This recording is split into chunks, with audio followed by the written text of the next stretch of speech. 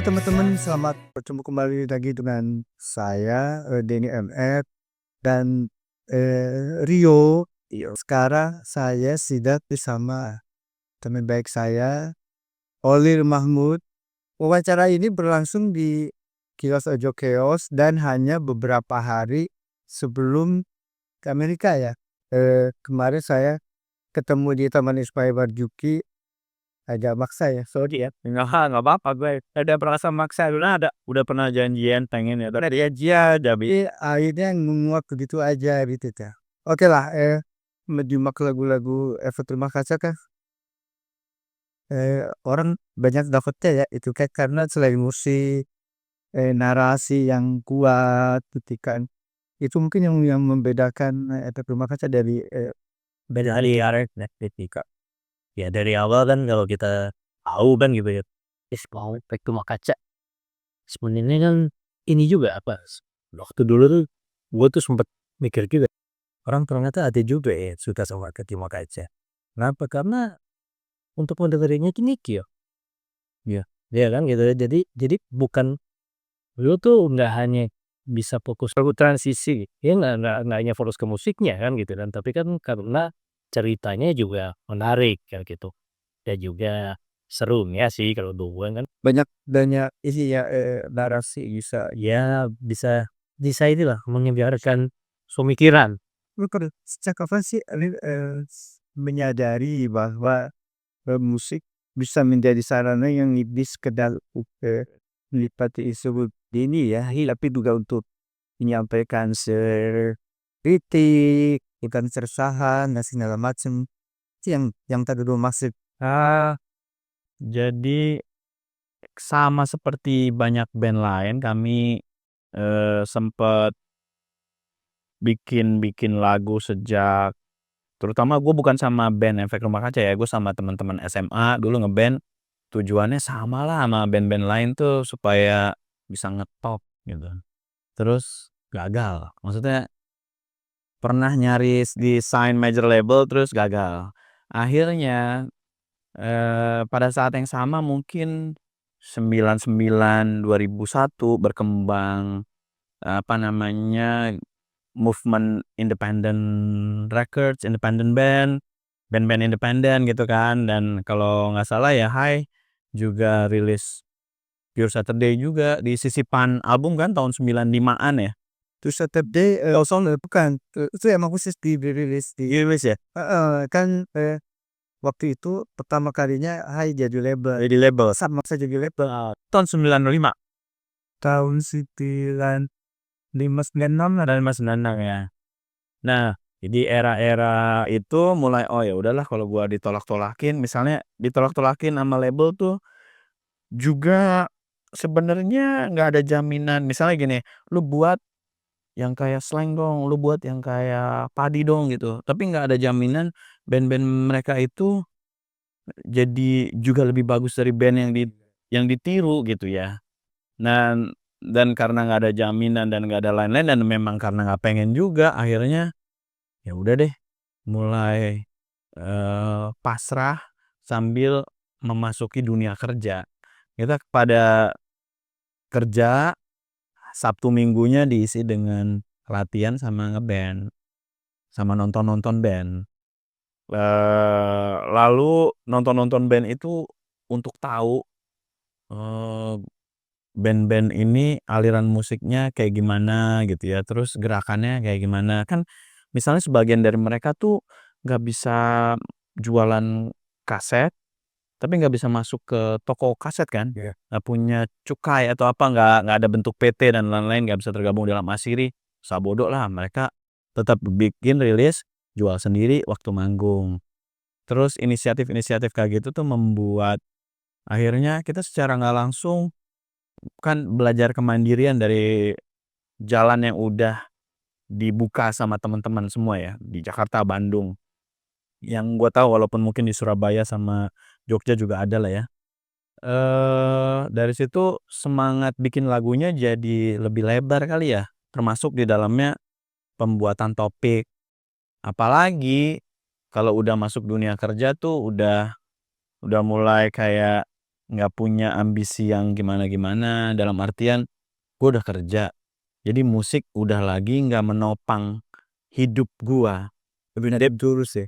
nothing nothing tulus, tapi beneran gua kerja buat musik. Misalnya gini, kayak ya pacaran, terus, gua nggak mau nikah dulu sebelum punya album. Jadi kan tapi punya album zaman dulu sama punya album zaman gua, zaman dulu tuh misalnya zaman era misalnya apa, Faris RM gitu, kan rata-rata nggak mungkin orang yang nggak jago main alat musik secara rekaman. Dan pasti kalau dia nggak punya label, ya dia orang kaya berarti kan. Kalau dia nggak ditarik sama label, pasti dia bikin sendiri tapi dia orang kaya. Jadi orang kaya dan orang yang jago main musik. Pas zaman gua tuh udah mulai awal-awal tuh orang yang sedikit pas-pasan kemampuan musikalnya, sama punya uang tabungan sedikit-sedikit, bisalah rekaman independen. Kalau sekarang lebih parah lagi, dari kamar juga udah nggak ke mana-mana, udah langsung rekaman, besok upload di platform, udah jadi gitu. Nah, di era gua masih bisa rekaman tapi nabung. Nah, itu akhirnya karena nothing tulus juga, udah pada kerja, nabung, akhirnya mungkin dari situ refleksi umur dalam artian topik-topik yang dianggap penting bagi gua yang berumur saat itu 27 sampai 30 pas udah rilis album 30. 30 itu Sate Jung Isa nggak? iya 2001, gua 26 lah tuh. Hitungannya telat sih kalau anak-anak sekarang umur 26 udah 3 album. 26 gua belum buat album, gua baru keluar album 33. Tapi dari situ kayak emang udah, ya udahlah gua karena udah ketuaan juga ibaratnya ya. Jadi bikin lirik yang relevan aja buat gua karena emang seiring umur kita mulai peduli sama berbagai macam hal gitu, akhirnya dibuatlah lirik-lirik tentang apa yang kita alami sehari-hari sebenarnya sebagai pekerja. Mungkin, kalau anak sekarang perunggu gitu kali ya, yang band-band yang relevan dengan mereka yang baru-baru kerja tuh perunggu. Nah, itu kita di era-era itu memang juga mengangkat topik yang awal dari reformasi, keterbukaan informasi dan lain-lain, dan akhirnya mengambil tema seperti itu.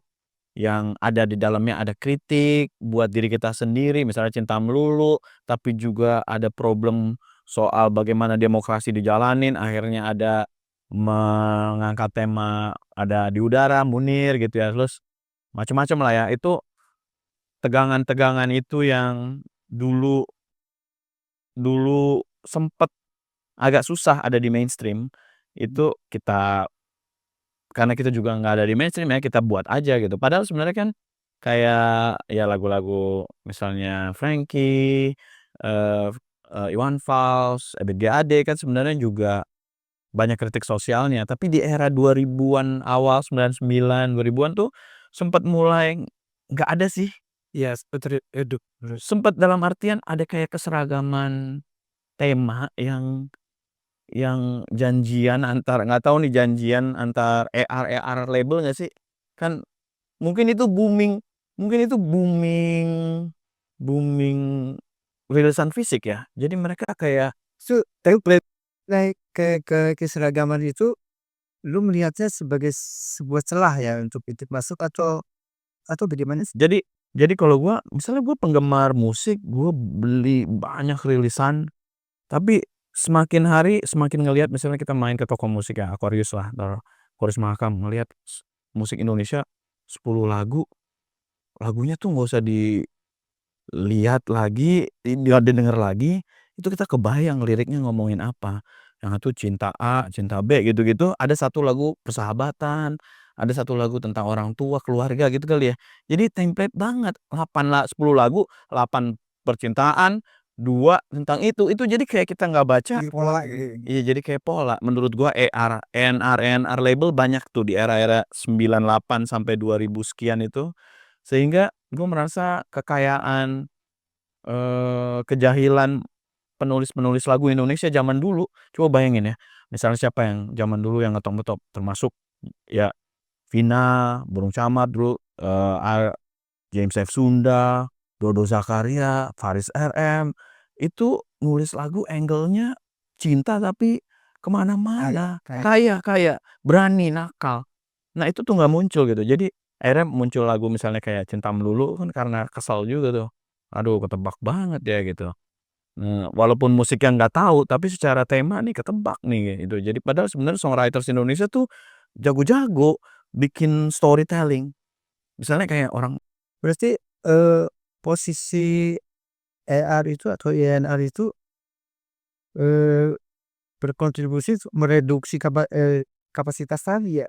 menurut pengamatan gue iya, karena gue berdasarkan pengalaman juga, gue nyetor-nyetor lagu kira-kira buat dilirik sama mereka, banyak yang begitu. Wah ini kayaknya kurang laku, kalau dibuat model mirip kayak Padi gimana, atau mirip kayak Sheila on 7 gimana. Ya kan banyak itu template mereka, karena mereka udah tahu celah pasar, nggak berani spekulasi. Nah, itu pasti dah. Tapi sebenarnya kan nggak pernah ada yang lebih sukses daripada yang ditiru gitu dari lagu-lagu itu. Nggak ada cerita. Ada ceritanya, pasti mereka akan selalu jadi yang lebih besar kalau kita niru itu ya. Jadi kan sebenarnya itu juga main aman, tapi sebenarnya kalau secara bisnis Jadi shock-nya ke ini dong, apa, teori ketika ini udah ini kan, apa namanya, red ocean. Ada gitu, betul sudah ya masuk riding rate ya, semuanya masuk ke situ, akhirnya yang tadinya blue ocean jadi semuanya di sana kan. Akhirnya di sisi lain sebenarnya ada. itu nah ya dari situ mulai pas kami rilis album itu sebenarnya kami nggak menyangka kelebaran topik itu jadi daya jual. Ya kita udah begini aja lah ya, udah yang penting, sebagai band kantoran masih bisa bikin album aja udah seneng. Sudah enak. Ya nikmat nikmat nikmat. Karena ya nggak sebenarnya kenikmatan dalam titik tertentu kan kita menyesuaikan ekspektasi ya. Pada saat itu kita benar-benar nggak punya ekspektasi apa-apa, ternyata kok orang orang seneng aja kita senang ya, apalagi ternyata orang punya ketertarikan, "Oh lu bagusnya tema-tema politik dan lain-lain," gitu. Itu akhirnya akhirnya ya udah. Kebetulan album satu sama album 2 deketan. Iya. Jadi secara tema masih sama. Album satu 2007, album 2 2008. Iya, jadi ya karena masih berdekatan tema, cara cara bercerita dan lain-lain, musik agak beda sedikit gitu, tapi hampir mirip-mirip lah. Berarti itu kayak, materi album 1 sama 2 itu, materi dasarnya lahir dari periode yang sama Periode yang sama seperti gua. periode yang sama, ya. 99 kita mulai bikin lagu, latihan-latihan, personil gonta-ganti, akhirnya jadi bertiga. Sejak 2004 kami latihan sampai 2006 udah recording, 2007 rilis. Tapi sebelumnya 2006 itu pas recording udah selesai, kami saking nggak ngertinya teknis rekaman, materi album pertama itu nyaris nggak dirilis. Jadi udah di-mixing, tapi kok jadinya kok gini ya? Jadinya salah lah kami salah, eee, Seringnya, apa sih? mixing-nya. Kok gini ya? Berhubung kami nggak ngerti gitu ya, nggak ada yang ngasih, supervisi bagaimana memproduksi album, akhirnya yuk kita rekaman lagi. Album 2 itu rencananya mau jadi album satu. Pas udah direkam lagi, udah jalan hampir selesai sekitar 10 lagu, nambah 2 lagu aja, tiba-tiba ada temen, "Eh, coba di-mixing ulang aja itu," di-mixing ulang. "Lu maunya kayak gimana?" Akhirnya kita kasih tahu, "Kok kita ada beberapa yang nuansanya begini, harusnya jadinya nggak gini, kayak di kepala kita tuh nggak gitu." "Oh ya coba di-mixing ulang sama Vanco." Setelah di-mixing ulang baru, "Oh ini dia." "Gimana?" "Ya udah dirilis aja," kata si Bin. Ya udah akhirnya dirilislah, Berarti nuansanya udah beda dong, lagi yang sama ketika dirilis ulang, di-mixing ulang. Jadi beda, dari situ jadi, "Oh ya deh nggak apa-apa deh kan ini." Iya, jadi sesuai kira-kira sama bayangan di kepala. Terus, "Oh ya udah nggak apa-apa ini jadi album satu, tetap jadi album satu." Yang lagi dikerjain album itu jadi album 2, makanya dia selisih waktunya Dekat. deket. Deket karena sebenarnya waktu album satu dirilis kita udah kami punya hampir 10 lagu dari album itu. 2007 Agustus tuh udah punya materi album kedua sebenarnya.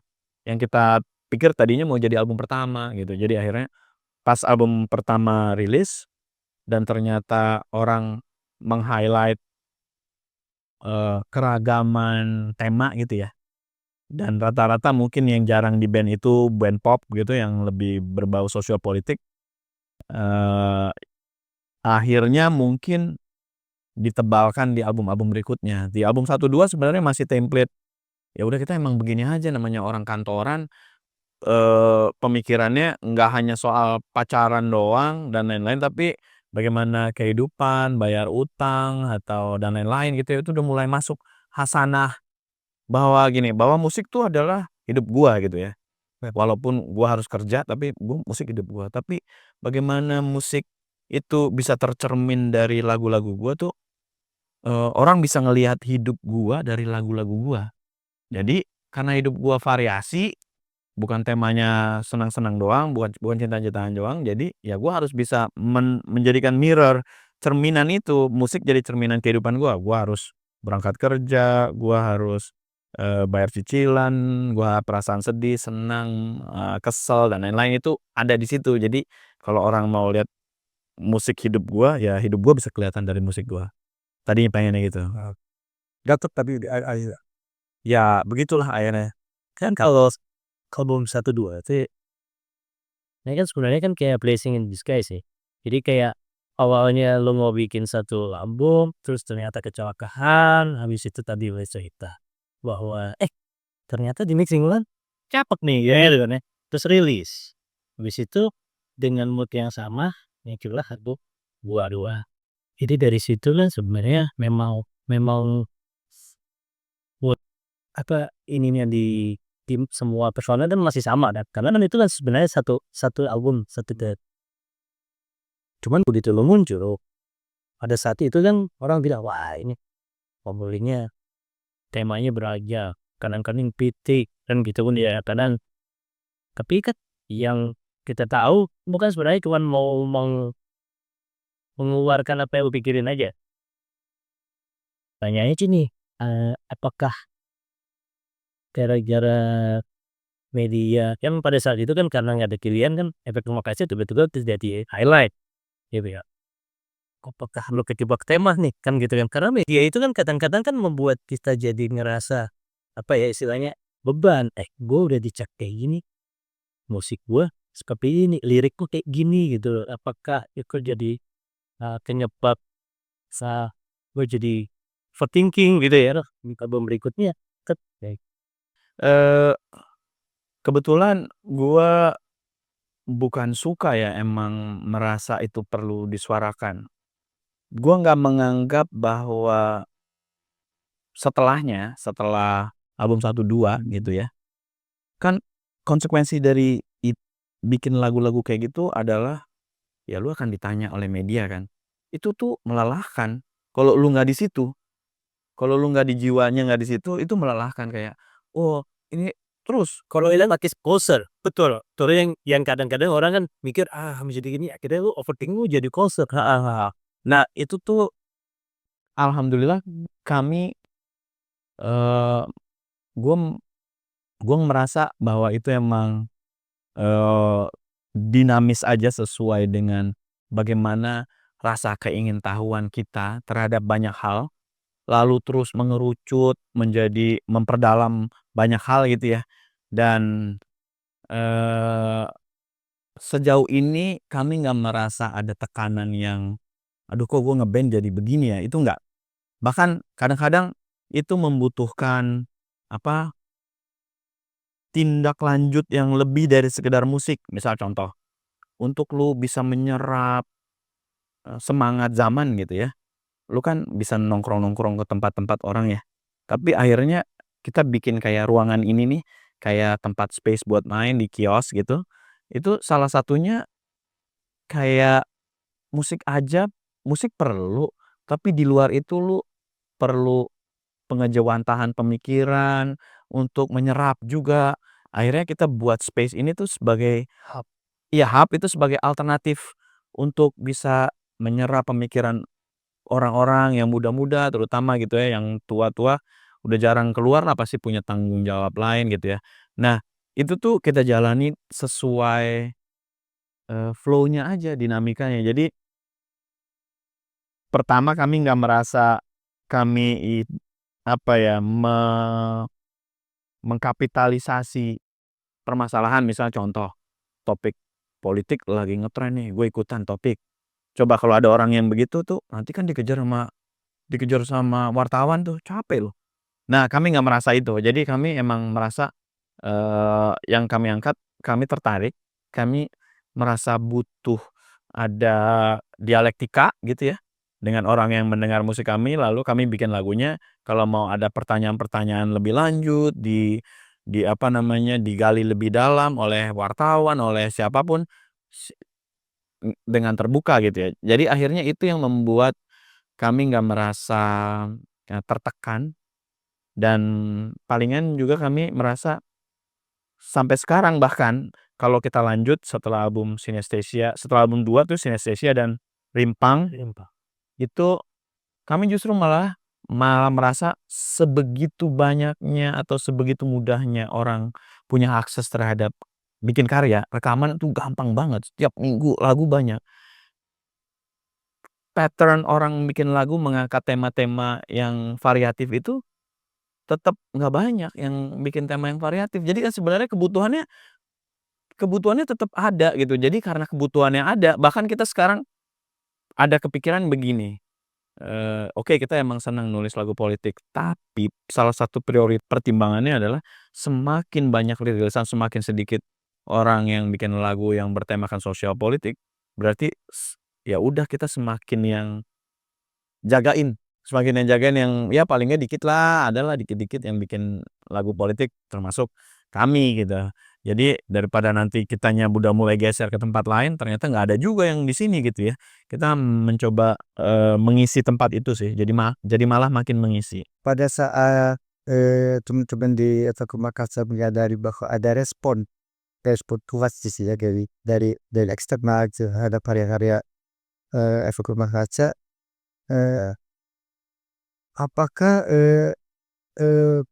keberhasilan itu ya, sempat memecah fokus perhatian dan dengan kerjaan kantor sehari-hari?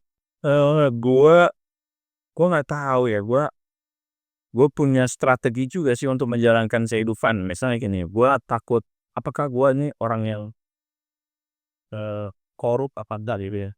Jadi gua, dari awal gua cari kerja aja gua cari yang nggak gampang proyek-proyekan supaya kalau gua yang mungkin nanti misalkan korup, itu paling nggak kesempatannya nggak ada. Karena ini tempat kerja gua nggak gampang proyekan gitu ya, nggak basah, betul. Tempat kerja gua nggak basah, jadi gua kayak gitu-gitu gua strategiin. Terus gue pengen nge-band tapi gua nggak bisa, misalnya kayak gue pengen masuk kuliah seni, nggak boleh sama bokap, "Wah susah kerjaannya, ngapain ya?" Oke, gue turutin. Udah lulus, mau nge-band lagi, ternyata nggak dapet major label gitu misalnya, jadi harus usaha sendiri. Ya udah oke, gue kerja dulu untuk menghidupi band. Kan ada upaya-upaya kompromi tapi kita tetap kekeh pengen ngelakuin sesuatu. Di dalamnya termasuk, oke gue cari kantor yang kayaknya lebih nyantai, supaya kalau cabut-cabut kenapa-kenapa paling nggak lebih luas tapi kerjaan yang penting beres. Nah kebetulan gue ada kerjaan gitu. Jadi kesibukan-kesibukan nantinya yang membuat gua harus kabur dari kantor di saat-saat jam kerja, misalnya ada interview di radio, interview di majalah, siang-siang, itu gua masih boleh asalkan pekerjaan gua beres. Nah itu somehow gua strategiin juga ya, alhamdulillah dapat pekerjaan yang lebih lentur, luas gitu ya. Jadi, kesibukan ini, nggak mengganggu pekerjaan. Tetapi kalau dibilang tadi misalnya ini konteksnya, kalau gua suka mikir ulang, kalau gua sekarang gua nge-band, wah gua nggak tahu gua akan gimana strateginya. Tapi kalau dari dulu, waktu zaman dulu, entah karena sedikit band yang kayak gitu, jadi kok ya ditolong banyak media, banyak temen, media itu banyak yang nolong lah ya, Haye, Trax, Rolling Stone. Terus teman-teman yang aktif di sosmed mungkin kalau sekarang levelnya kayak orang masukin lagu di Instagram gitu ya. Kalau zaman dulu Multiply. orang nulis di Multiply soal, gue ada yang paling ini Aryan dulu ya pernah nulis di Multiply, terus orang di komen-komennya banyak gitu. Itu sih kayak ya somehow berkahnya dari bagaimana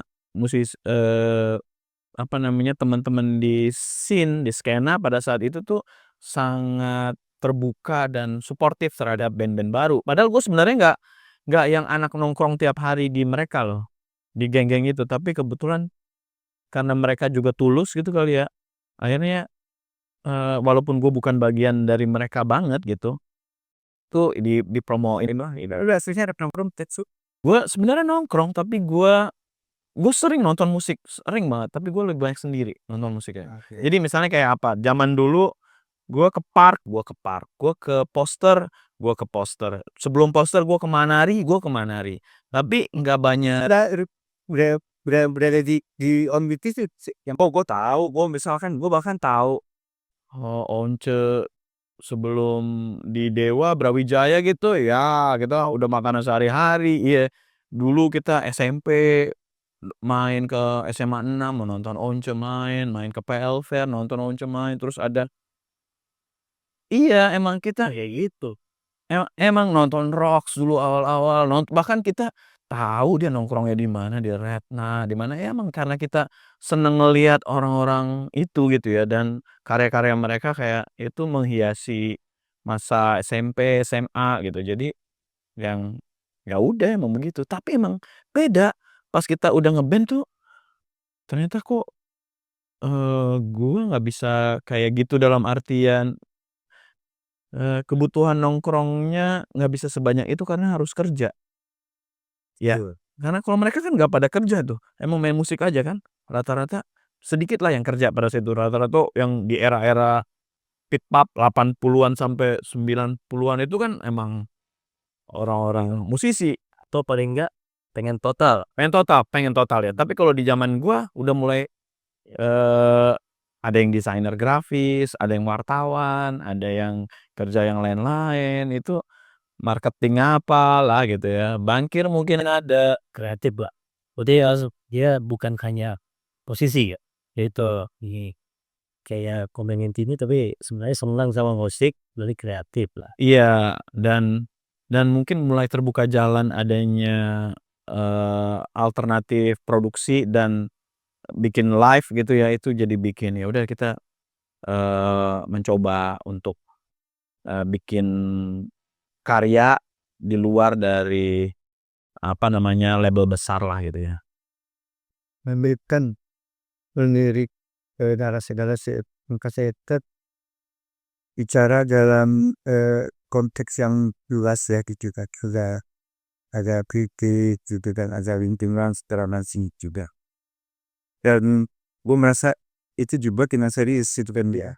Isu pertanyaannya adalah seberapa yakin sih lu dengan melahirkan sebuah lagu yang kritika misalnya ada kondisi sosial bisa efektif merubah atau mempengaruhi kondisi sosial itu sendiri. Oh, mmm, kalau harapan bahwa lu jadi terfikir akan adanya, misalnya ya gua baca buku Faris RM misalnya, cara dia bikin lagu, cara dia menangkap, apa namanya, fenomena, lalu gue baca novel, itu gue tergerak gitu ya. Dan itu kan bukti bahwa karya seni itu bisa menggerakkan gue. Nah, apakah dia bisa menggerakkan orang? Gue pikir ada orang yang mirip juga dengan gue cara belajarnya, gitu. Jadi, ya udah itu menjadi karena medium gua musik ya, gua bukan guru gitu, ya udah gua mencoba berkomunikasi dengan publik, pendengar musik ERK paling enggak melalui karya-karya itu kan. Nah, apakah ada hasilnya? Gua nggak pernah melakukan survei yang gimana-gimana ya, tapi kalau ngelihat respon orang, komunikasi zaman dulu, itu misalnya DM message di Friendster atau MySpace gitu, ya ada orang jadi tahu Munir. Ada interaksi, ada orang tahu Munir. Kalau sekarang ya masih gampang lah, bisa dilihat di komen-komen, bisa dilihat di DM gitu. Itu masih bisa terlacak bahwa itu tuh ada hasilnya sebagai pintu masuk orang untuk membicarakan sesuatu. Apakah dengan dibicarakan itu kondisi sosial akan berubah? Itu lain soal lagi. Oke. Tapi apakah lagu punya tanggung jawab untuk mengubah kondisi sosial? Pertanyaannya. Kan berat banget beban karya seni kalau dia harus bisa mengubah kondisi sosial. Kenapa nggak film yang punya beban itu? Kenapa nggak lukisan punya beban itu? Kira-kira gitu pertanyaannya. Jadi kalau ditanya begitu, gua rasa dia sebagai soft power itu bisa. Tetapi perubahan sosial bukan hanya terjadi karena satu karya seni aja, tapi bagaimana seseorang menyerap karya seni lalu dengan pengalaman-pengalamannya yang lain. Dia belajar di sekolah, dia baca buku, dia nonton film, dia interaksi dengan masyarakat, dia belajar di manapun itu akan membentuk dia untuk mau bergerak atau mau nggak bergerak. Itu tergantung orang ya, bagaimana pengalaman-pengalaman itu setelah dengerin lagu ERK, kalau dia nggak mau bergerak, ya nggak gerak juga sih. Tapi mungkin kalau dia merasa, gini ya, gue nggak setuju gua sama pemikirannya ERK," gitu. Nah, dia akan memikirkan ulang, mencoba mencari counter. Atau kalau gua setuju dengan pemikiran ERK, "Oh ya gua harus pengen bikin apalah, Mas, gua terinspirasi nih dari ERK, tapi gua sekarang gua ngelukis, gua gini gini gini." Itu kan sebenarnya satu, apa ya, alih wahana bergulirnya pemikiran-pemikiran ya. Nah, itu sebenarnya, satu langkah awal mungkin bisa terjadi perubahan pemikiran, yang mana kalau perubahan pemikirannya rata, kondisi sosial mungkin akan berubah juga. Tanya dadakan. Nggak ada diskusi soal. Gua merasa, ya banyak hal nggak bisa dikendalikan oleh kita gitu ya. Tapi salah satu, eee, apa namanya, misalnya upaya lain selain bikin lagu, terus kayaknya lu perlu satu ruang untuk bisa melakukan dialektika itu ya. Ya itu akhirnya termasuk di dalamnya kita bikin kayak kios ini yang sebenarnya itu tempat kantor kami, terus lalu, eee, jualan merchandise di sini, jualan CD-CD juga, rilisan fisik dari teman-teman ya, pada nitip gitu ya. Lalu akhirnya kita jualan buku juga buat nambah-nambah pengetahuan dan dengan adanya sound system akhirnya banyak teman-teman yang bisa perform di sini. Oke. Itu kan sebenarnya, langkah lanjutan dari, ketika lu menyuarakan sesuatu, lu perlu forum untuk membicarakannya, ya udah kita coba fasilitasi. Ini kayaknya kayaknya kalau tenaga masih ada, kayaknya cukup worth it, cukup layak untuk diperjuangkan punya ruangan ini yang mana, dulu kalau kita waktu masih awal ngerilis musik, kita butuh ruangan kayak gini untuk manggung gitu ya. Dan sekarang setelah kita punya, emang banyak band yang pakai gitu, jadi dari situ sebenarnya kita bisa menggunakan macam-macam. Ya.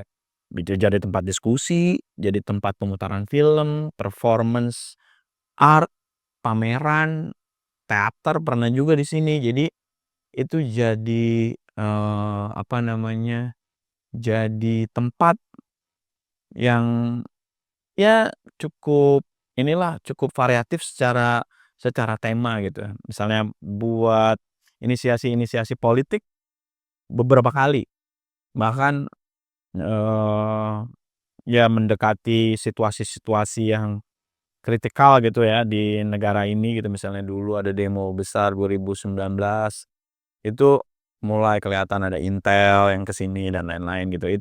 Itu udah jadi, di saat itu udah jadi, joke-joke-an kita lah ya. Wah, ada tukang bakso tuh, tukang bakwan tuh. Enak tuh baksonya. Di Robia kalau baksonya enak, basic-basic guys. Baksonya udah mau habis tapi pas dilihat, "Oh, dia nggak punya kembalian, kok nggak apa waduh, Tinder nih." Kalau kami lihat ya, aduh, cukup berhasil membuat komunitas yang sesama itu melihat agak militan gitu ya. Nah, itu terbentuknya sendirinya atau ada sebuah formulasi? Sebenarnya misalnya kayak kayak ada fans club gitu ya, kami tuh sebenarnya nggak terlalu pengen punya. Tetapi kalau fans club-nya RK namanya Penerka. Oh. Penerka. Nah, itu kami nggak punya, nggak pernah menamakan gitu ya. Dulu-dulu tuh kalau ditanya suka ngelawak-ngelawak aja gitu. Jadi sejak 2007 ditanyain tuh nggak tahu ya apa siapa, emang ada yang mau dengerin ya gitu ya, kira-kira gitu ya, masih gitu. Nah, tapi kalau ngelihat sekarang itu lebih ke regenerasi pendengarnya dan pendengarnya itu ternyata membutuhkan itu, membutuhkan wadah gitu. Akhirnya karena gue nggak tahu ya, yang kalau gue lihat sekarang terutama 2019 sampai ke sini, mereka tuh pendengar musik itu merasa identitasnya dia itu ada di situ. Bahwa dia concert goers, kalau dia oh ya Perlu lah ya. apa? Dia perlu identitas. Dia perlu identitas. Jadi sehingga sejak itu kita mulai oke deh kita namain deh apa sih nama fans club-nya, ya udah kita ini aja yang cari ada huruf RK-nya gitu, Nerka gitu. Orang akhirnya itu kita fasilitasin gitu ya. Tetapi kalau ditanya bagaimana itu semua bisa menjadi satu wadah gitu ya, dan misalnya apakah kenapa itu bisa terjadi regenerasi, gua nggak terlalu punya strategi, gua nggak terlalu tahu gimana, tetapi mungkin, eee, ada milestone-milestone kalau menurut gua yang cukup apa namanya, membuat regenerasi itu berjalan lumayan smooth. Pertama, misalnya RK udah punya 2 album, terus tiba-tiba muncul Synesthesia yang kok lagunya malah panjang-panjang di saat itu. Itu sebenarnya udah mulai kayak, melakukan sesuatu hal yang berbeda lah ya, di saat itu. Itu nggak tahu berhasil nggak tahu enggak kan kita, ya udah kita jalanin. Tapi pada saat yang sama kami juga mulai, eee ada kolaborasi dengan Barasuara. Barasuara waktu itu masih muda, 2014 gitu, 2015 kami mulai kolaborasi. Kami agak sedikit lebih tua gitu ya. Jadi kami sebenarnya secara, masing-masing secara mutual mendapatkan manfaat, pendengarnya jadi lebih mudah.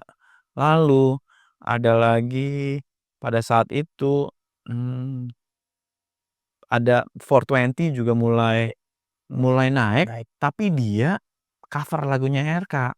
Bahkan misalnya kayak Sebelah Mata itu lumayan sering dinyanyikan oleh 420, bahkan dianggap lagunya 420. Buat kami sih nggak apa-apa.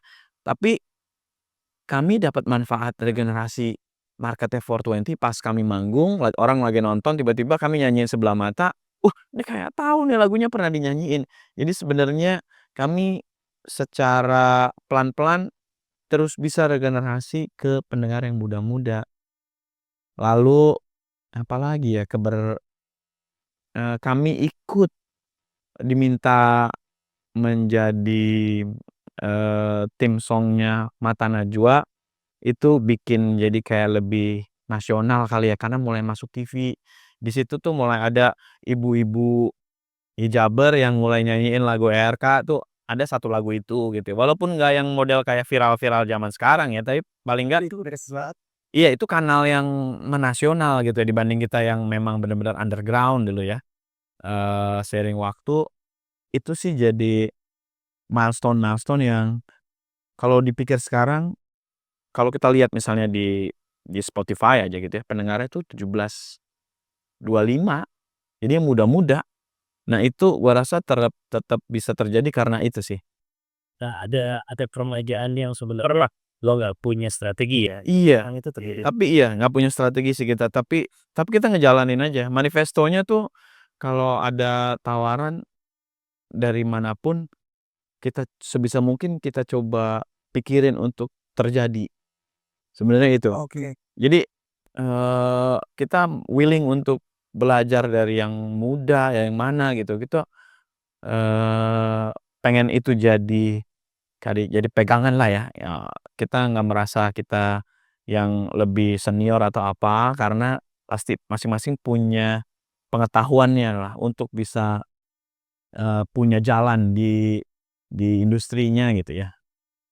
Dan gua rasa itu lumayan ini ya, lumayan, eee, ya di luar dugaan lumayan berhasil sih untuk bisa paling nggak nganget-ngangetin atau regenerasinya tuh tetap jalan. Kalau dilihat dari datanya 1725 kan waktu 17 berarti orang itu umurnya 2008 baru lahir atau 2007 bener-bener baru mulai. baru mulai gitu. Masa dia dari kecil sih udah dengerin kan nggak mungkin. Berarti kan sebenarnya baru dengerin paling Anaknya bapaknya ini dekat. betul, itu udah mulai bapak bapak gua dengerin, bapak saya dengerin, itu udah mulai ada, saya didengerin sama bapak saya. Itu berarti, eksistensi RK udah mulai mengakar gitu ya? Mungkin salah satunya relevansinya karena yang kita angkat, misalnya topiknya masih relevan gara-gara misalnya nih kebobrokan gitu ya, kebobrokan masih ada, itu jadi kayak masih relevan gitu kali ya. Nah, ini gua penasaran nih. Meskipun sebenarnya kan gua kan gini ya, kalau gua ngeliat kan yang namanya musisi gitu, itu kan harusnya pada saat lu bisa menghasilkan sebuah karya, itu kan pasti kan dari dalam hati dong. Kalau lu jadi poser, jadi lagu, tapi kan sebenarnya gua nggak yakin itu jadi lagu yang memang benar-benar menyentuh.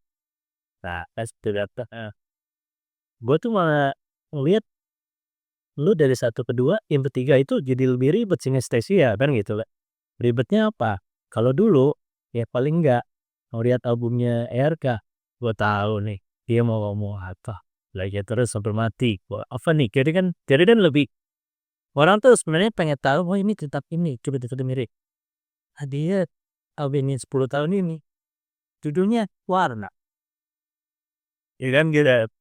Ini lagu apa? Kan gitu kan itu. Padahal akhirnya kan lo kan sebenarnya memaksa orang untuk tebak-tebakan, ini sebenarnya lagu apa kan gitu. Terus di setiap warnanya itu misalnya kuning deh. Ya kalau yang kemarin kan itu kan sebenarnya masalah-masalah yang mungkin bisa gue temui dengan mudah kan ibaratnya dia belajar, kayak tiba-tiba bunyi. Yang sekarang kan kayaknya lebih menarik orang untuk memikirkan karena isinya kan jadi kayak ya kalau sekarang sebenarnya sekarang udah penuh tuh lagu kuning ya kan ya orang-orang tuh capek gitu kayak gitu. Nah itu kok lu ini sih maksudnya Ya gimana sih, Re, kayak kuning lah ya, kayak durasinya kan 12 menit, ih, ya gila loh. Bagaimana sih lu, mempertahankan sihir lagu itu ya sepanjang lagu itu Mila? Hah? dan malah membuat orang itu pertama ya dengerin ini kok dia kok dia mau ya dengerin gitu itu ini kan sebenarnya antitesis semua. Berarti gua jadi malam-malam gua sejak tahun 99 sampai 2004, 2005 itu gua isi dengan, nongkrong-nongkrong sama temen sekolah gitu, temen SMA, lalu biasanya gua sama Adrian pulangnya ke rumah gua, terus kita ngobrol, main-main gitar, sesi udah jam 1 malam biasanya nyetel lagu, rata-rata tuh ya nyetel Indonesia 70-an ya. Terus kalaupun, yang luar, keluarga gua penggemar progresif jadi ya gua kesetel semua tuh ya, Yes, Genesis, King Crimson, ELP, semualah itu ya.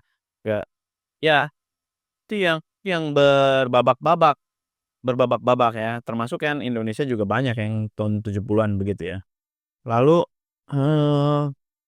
karena itu rutin kita jadikan, satu rutin apa ya, momen-momen yang penting untuk mencari inspirasi, ketika kita udah mulai ngerti bagaimana rekaman, punya uang untuk rekaman, setelah kan album 1, 2 ternyata kok banyak yang suka, akhirnya diajak manggung kan ya, mulai dapat duit nih, selain kami memang masih kerja juga. setelah punya uang tabungan kami mulai berani, wah kayaknya seru ya kita bisa bikin, apa namanya, album yang kayak band progresif Indonesia lama atau band-band prog rock luar yang gitu-gitu yang berbabak-babak. Akhirnya kami mulai nyicil lagu-lagu yang kami rekam di gitar itu, kolase-kolasenya tuh kami tempelin satu-satu, kami cari supaya mana sih yang transisinya smooth. Jadi kami punya banyak lagu yang kami tempelin satu-satu. Jadi sistemnya kayak kolase-kolase gitu. Iya, Tapi bikin satu lagu. betul, tapi emang tantangannya ini beda lagi tantangan dari album 1, 2 nih, bagaimana lagu-lagu yang panjang itu, yang sebenarnya orang Indonesia tuh suka juga, buktinya Badai Pasti Berlalu segala macam kan panjang-panjang suka-suka juga orang. Ya tapi banyak lah yang panjang-panjang itu ya band-band lama gitu ya. Itu kami nggak merasa ini kami melakukan hal yang baru gitu. Jadi kayak, ya udah nih pasti bisa, tinggal gimana caranya kita berlatih agar instrumentasinya tuh tetap cocok sama tema-tema yang mau dibawa, terus smooth transisi dari satu kamar ke kamar lain ya, itu, rasanya tuh bisa nggak kayak kolase yang tempelan maksa gitu. Nah itu berjuang di situ, berjuang di, wah gimana caranya supaya lagunya ini yang tadinya dibuat berdasarkan kolase-kolase nada-nada yang mungkin terciptanya itu jauh ya, yang satu kapan gitu, tapi bisa didengarkan smooth. Nah itu yang jadi tantangannya dan kami mencoba pelan-pelan tuh di situ. Jadi akhirnya ada lagu yang hanya isinya 2, ada yang isinya 3, ada yang sebenarnya 2 pun itu terdiri dari 2, 3 lagu juga di masing-masing babak itu. Kayaknya lagu ini nggak enak di sini, ini anak refnya doang nih, ambil, potong, Iya. pindahin gitu, sama kayak gitu secara teknis. Tapi semua itu terjadi di studio rekaman. Kami belum mencoba lagu itu di studio latihan. Kalau yang album 1, 2 kami latihan dulu, rekam. Kalau yang album ketiga kami ngelukisnya di studio. Baru di situ dia. Baru direkam, habis itu baru latihan nih, setelah dengar rekamannya, "Oh gini, di mana gue main gitar nih ya?" Dan baru iseng ini berarti ini tentang apa ya? Itu musik kan Dari dulu kita kami musik duluan, lirik belakangan, dari dulu. Jadi kami menganggap musik itu, bentuk ininya ya, bentuk cawannya.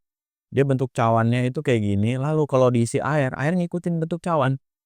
Apakah dia bentuknya vas bunga, atau dia bentuknya bulat kayak akuarium, atau dia kotak, itu air yang diisi bisa ngikutin bentuk itu. Kami pengen, eee, nada yang udah ada itu sebagai formnya, lalu lirik itu ngikutin form yang udah ada. Itu formnya misalnya gini, suku kata, misalnya lagu apa ya, Bila Matahari Tua Gapat Manem, ada 6 suku kata. Kami nggak pengen nanti penyebutannya jadi mengubah nadanya kalau dia kebanyakan suku katanya. Jadi sebisa mungkin suku katanya nih di part yang ini 6 Mas, dipasin, kalau boleh lebih 7 lah, nanti kita selipin 1. Beda kan kalau sama band-band hip hop, rap gitu, mereka yang penting suku kata lirik dulu, itunya formnya mengikuti lekukan-lekukannya mengikuti liriknya, rhyme-nya, atau cadence-nya segala macam itu ngikutin liriknya. Kalau kami, Terbalik ya, kalau kami merasa untuk menyampaikan kata-kata "saya suka kamu" itu bisa melalui berbagai cara. Jadi kalau mau cara yang "saya suka kamu" 6 suku kata begini, cara yang 12 suku kata begini, cara yang 20 suku kata begini. Jadi itu sebenarnya sebuah, kelenturan dari lirik yang akhirnya kalau gue pikir lebih lebih bisa mana kita mengubah lirik atau mengubah nada. Wah nada kalau udah enak kadang-kadang kita tweak-tweak dapetnya jadi nggak enak. Jadi lebih baik nadanya aja yang pasti, liriknya yang ngikutin, yang penting maksudnya sama. Oke, berarti teknisnya kita buat misalnya gue mau ngomong apa di lagu ini ya, kita buat dulu deh poin-poinnya atau kayak misalnya kayak esai gitu ya, prosa. Lalu prosa ini terlalu panjang nggak cocok dengan format lirik. Format Oke. suku katanya tadi yang udah ada nada vokalnya tuh, wah ini nggak cocok berantakan nadanya. Oke berarti kita coba bikin dari prosa itu untuk sampai ke lagu ini tapi maksudnya sama dengan prosanya.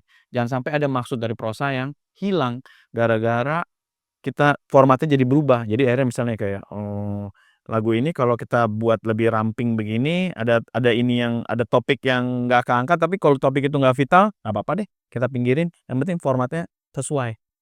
Jadi dia mengikuti tempat, jambannya, mengikuti.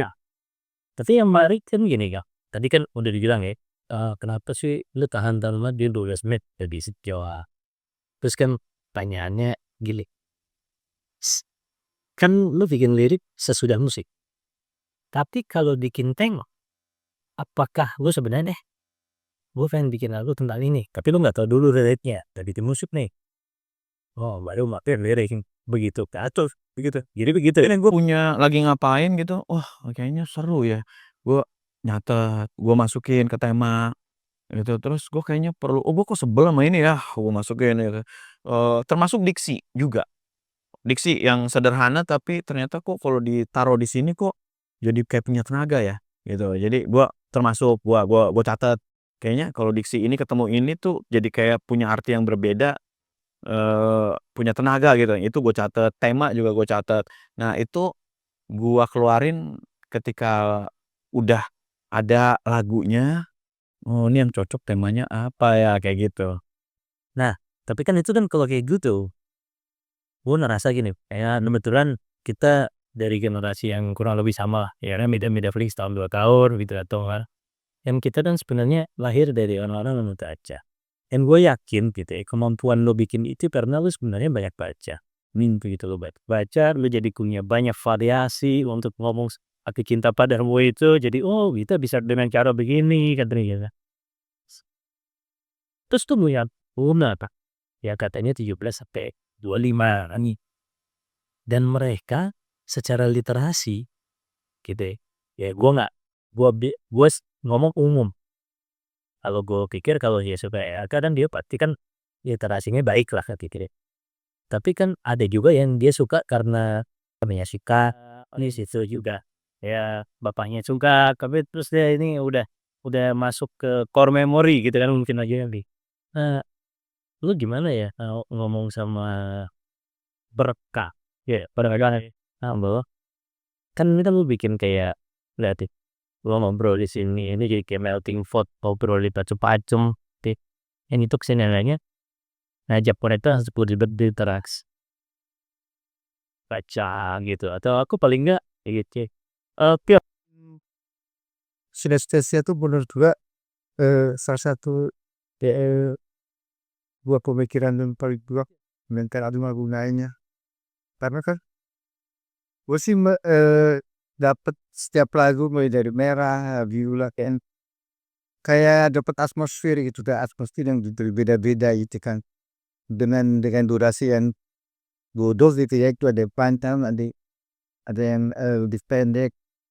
Jadi gue seperti membayangkan gue mendengarkan kayak lagu I Talk to the Wind ya, kayak gitu misalnya, oh so ini gitu. Jadi merem gitu kan.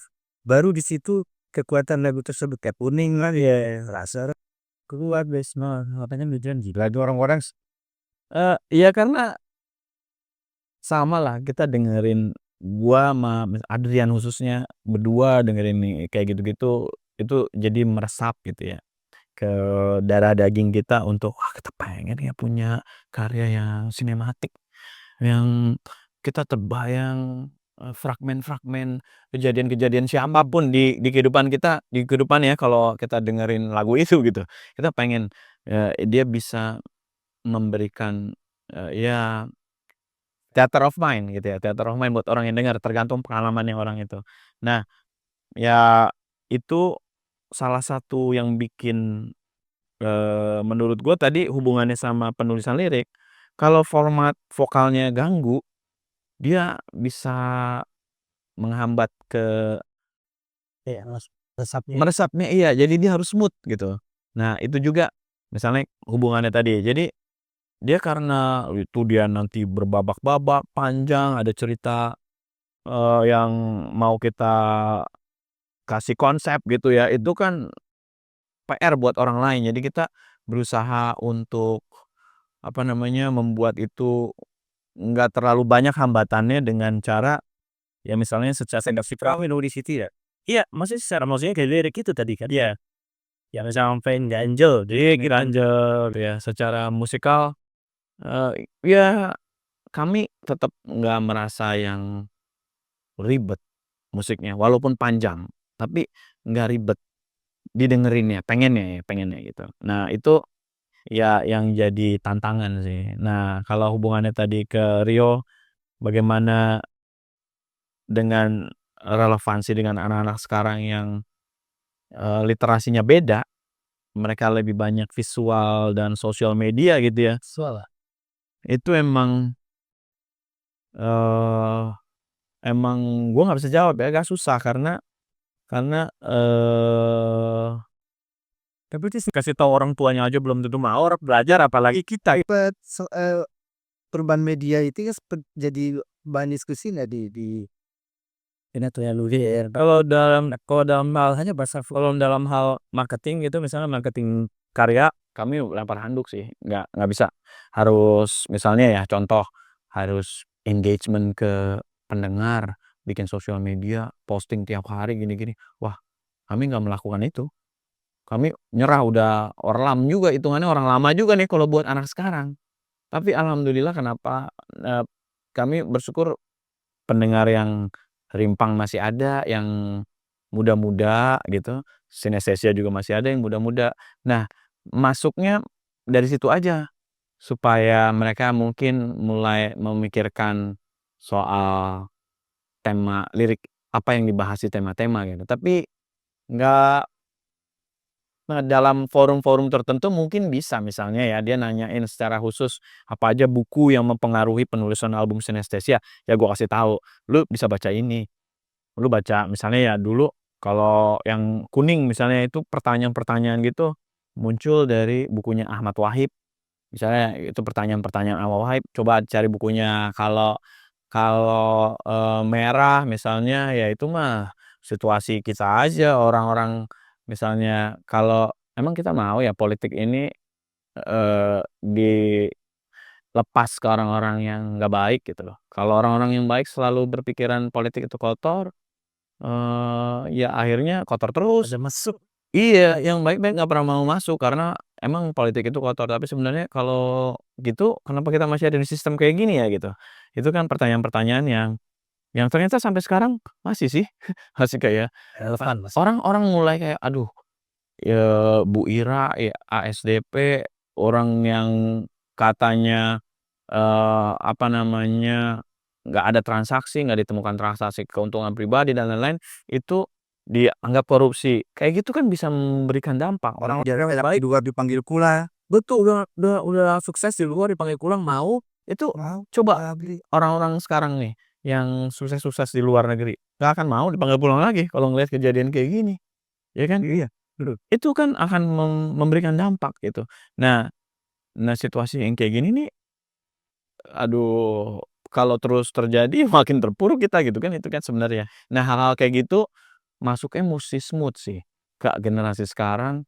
Gua nggak menganggap mereka itu nggak banyak baca ya, tapi cara belajarnya beda, jadi pendekatan kita juga beda Terus untuk bisa masuk ke situ. kan memang literasi nggak mesti itu harus isi baca. Tuh, kan bisa mendapatkannya dari banyak cara kan gitu ya. Ya meskipun kalau zaman kita udah cek. Tapi forum-forum yang ada, misalnya forum-forum fans club gitu, itu secara internal mereka punya dialektikanya sendiri sih. Ngomong-ngomongin, nilai, spirit lagunya, mungkin juga mengkritik beberapa beberapa lagu gitu ya, wajar-wajar aja dan dinamis, bagus malah. Berarti kan itu artinya jadi arenanya mereka untuk belajar. Betul betul. Pintu masuknya itu ya, pintu masuknya itu, tapi nggak bisa juga dia jadi, oh udah terus kalau lu udah belajar kapan lu bergerak? Wah susah juga ya.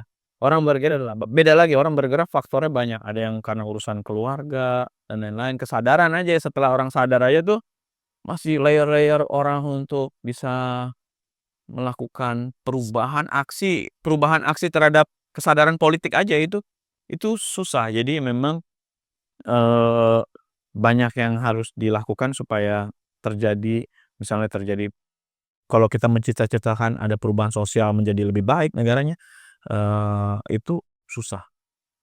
Tapi possible untuk dilakukan dan itu cita-cita ya. Kita kan pengennya sesama warga nih punya kesadaran politik yang tinggi sehingga kita bisa melakukan counter kalau pemerintah menjalankan pemerintahan ini dengan tidak benar gitu.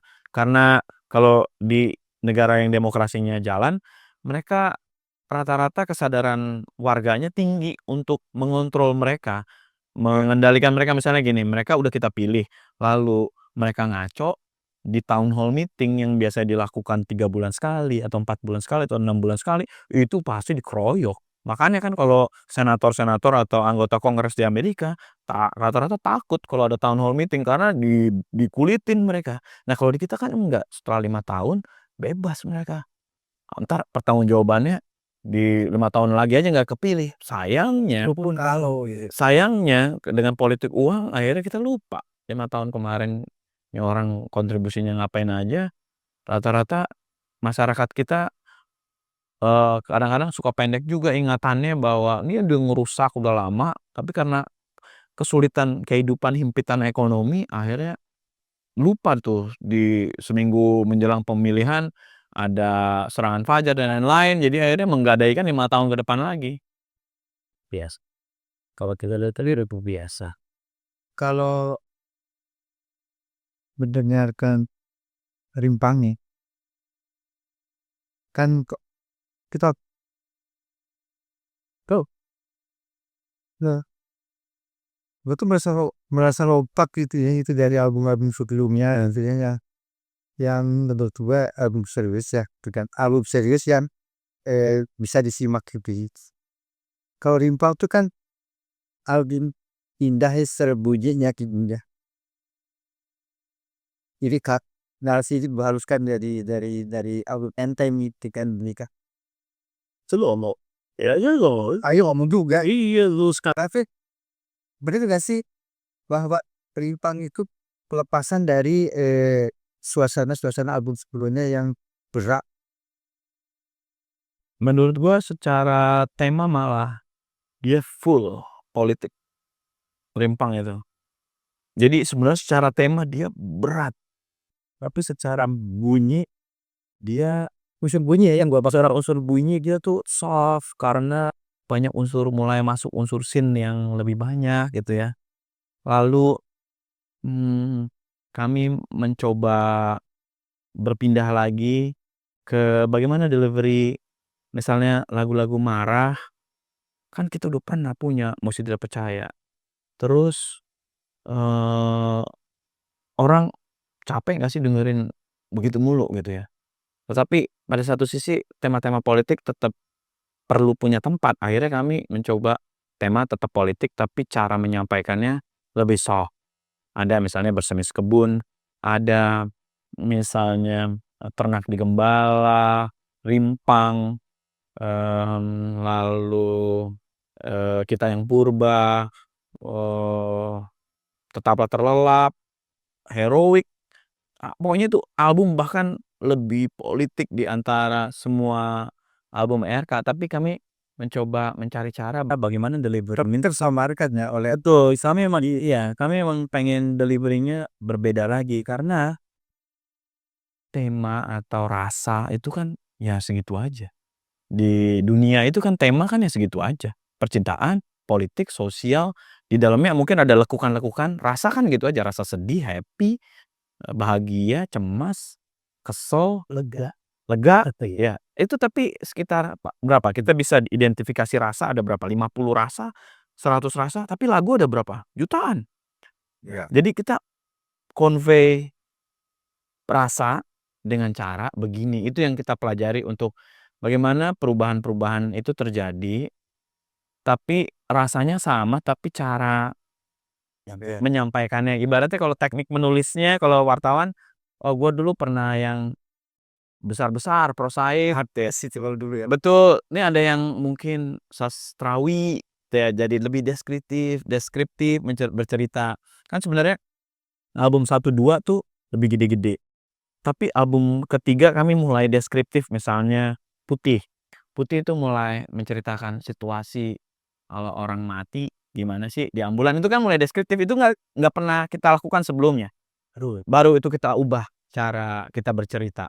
Lalu Bersemis Kebun juga kami masih pakai formula yang sama, deskriptif gitu. Misalnya orang kalau demonstrasi terus dikejar-kejar, dikasih apa namanya, dipopor, masuk ke selokan, kabur, pas lagi ngelihat bangun ada kanon air gede gitu kan kayak membentang, gitu kan.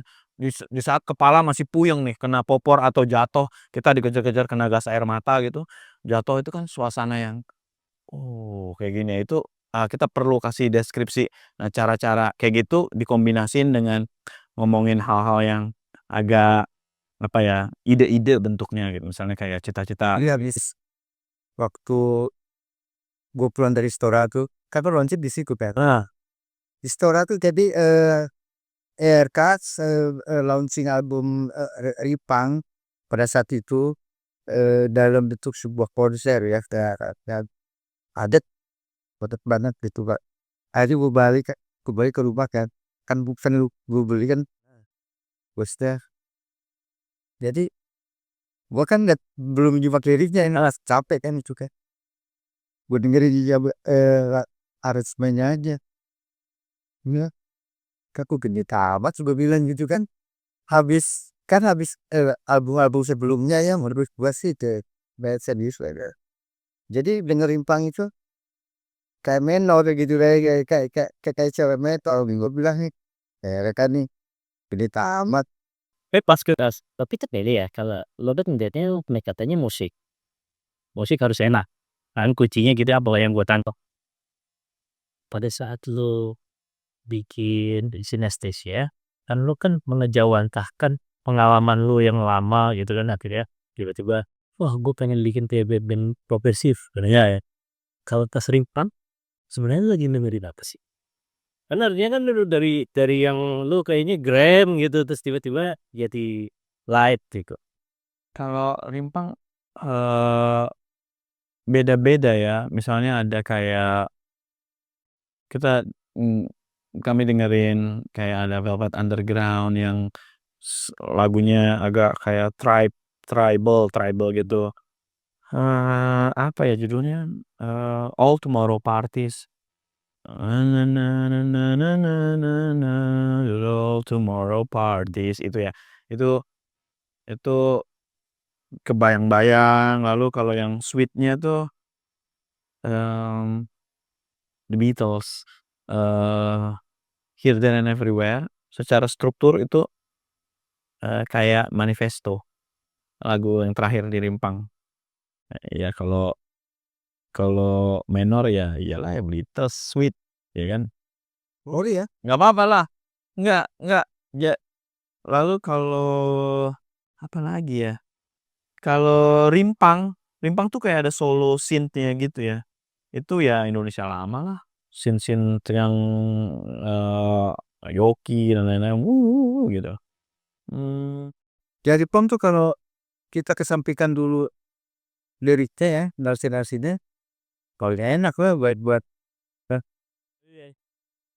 Ya, karena sebenarnya udah kopi gitu kita ada sorak kuat. Jadi akhirnya kan emang emang jatuhnya jadi beda ya pendekatannya musik. Nah, karena pendekatannya musik.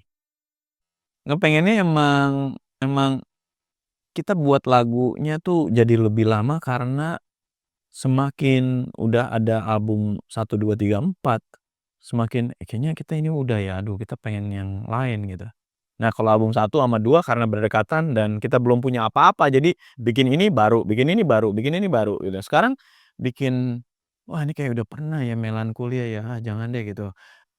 Akhirnya banyak ruang-ruang yang udah wisi. iya, ini kayak misalnya Bersemis Kebun itu secara mood itu mungkin udah ada ya, lagu RK yang klasikal minor gitu ya, tapi secara teknis lagi detailnya belum, nada-nada belum, lalu instrumentasinya kayaknya masih masih kita nggak melakukan pengulangan, lalu temanya juga kayaknya masih bisa nih, akhirnya ya kita buat gitu, kayak gitu. Tapi memang semakin ke sini semakin semakin membutuhkan kerja keras untuk bikin lagu yang kita belum pernah ke situ gitu.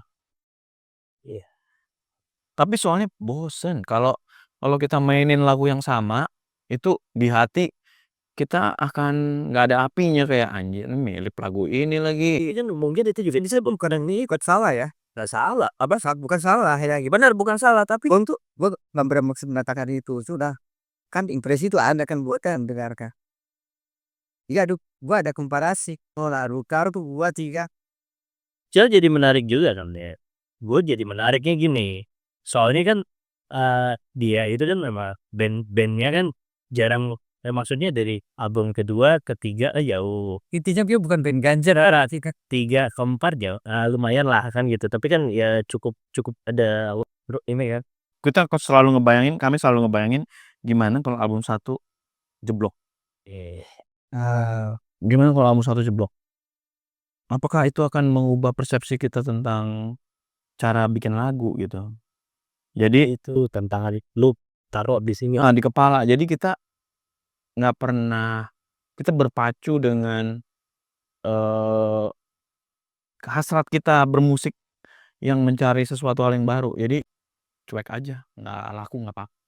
Itu kan yang bikin dari 2 kita berani ke 3 berani ke rimpang. Nah, gue cuman mikir apa itu juga karena lu sebenarnya jarang rilis album, sehingga kan yang lu mainin kan itu dah yang ya misalnya untuk waktu yang lama karena lu mainin aja gitu. Gue berpikir aku harus bikin yang agak beda nih kan gitu. Kan ada pengulangan terus dan lagunya kan ya kebetulan ya karena tentang waktunya rilisnya agak jauh kan gitu. Jadi gue pikir gue pengen bikin yang baru, gue pengen iya ada ya sih. Iya ada pasti kita karena jenuh itu ya, pengen bikin sesuatu hal yang baru walaupun susah.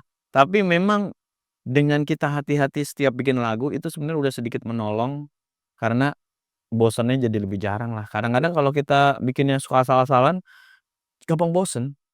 Jadi kayak kita mempersulit diri kita sendiri kalau kita bikin lagunya gampangan atau karena diminta oleh orang lain gitu, misalnya, "Bang bikin lagu ini Bang." Aduh, kalau gua kagak ke situ nggak enak, pas nyanyinya juga nggak enak. Jadi salah Anda berpikir gitu. oke. Sampai di sini dulu Kabar musik. kabar musik. Nanti kita ketemu lagi di episode yang akan datang. Makasih. Dan kematian keniscayaan.